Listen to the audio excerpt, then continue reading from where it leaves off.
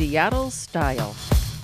We're a casual city. You know, I just like to wear shorts and sports tops. That works fine for me. Some people might say, hey, that's cool, and some people might say it's not. Whenever I'm out like wearing heels, I always feel out of place because I feel like we're so laid back and casual. Who to say what's cool, you know?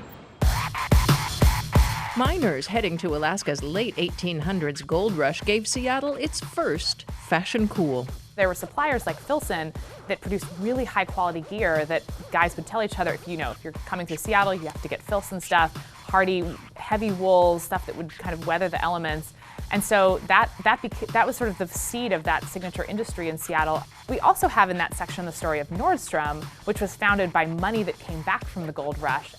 100 years later, Nordstrom is selling Doc Martens as we make the scene again with grunge. We also have this really cool loan from the Museum of Pop Culture of a sweater and a hat that belonged to Kurt Cobain. A standalone sweater might not feel like grunge unless you know about the person who wore it. MOHAI fashion curator Clara Berg points out that in between gold and grunge, Seattle was frequently fashion forward. After nearly dying of cold, Eddie Bauer patents his quilted down coats. 40 years later, Seattle busts out as a casual wear capital. One of the stories we tell in the exhibit is about this big jeans boom that we had starting in the 70s into the 1980s with brands like Genera and Britannia and Union Bay and Shaw Safari. Tropically themed Tommy Bahama is a Seattle company. This space-age day dress has Seattle stamped all over it, the 1962 World's Fair print. Pack up your family and head for the fair in Seattle. There was a lot of excitement about World's Fairs in the 60s, and it had this cool space-age theme. And so that's an example of a Seattle style, being around the country and people, wearing the Space Needle in Florida, in California.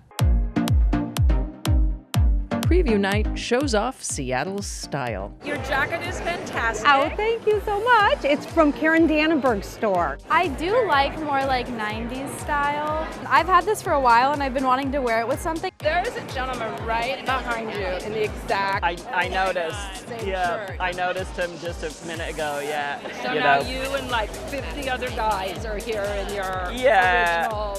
I mean, it's sort of the uniform around these parts, I didn't want to make too many waves. This Made in Seattle number is designed to make waves with hidden bells and sewn-on tassels. Seattleites really like to forge their own path, and so if there's something that they don't see, if they don't see themselves represented or something that they want to create, they'll go for it. One of Seattle's internationally famous designers agrees. They have the confidence to just do what they want. They don't really follow a trend at all times. They really follow their own path. Luly Yang shop is the one with the eye candy windows on 4th Avenue, her fashion public service. I feel great pride in being able to provide that joy, that moment of joy for Seattleites. Gorgeous gowns like this one put Young on the map, and her new uniforms for Alaska Airlines will soon be flying the world. She wrote the foreword for MOHAI's Seattle Style book and helped open the show, a show about trailblazers.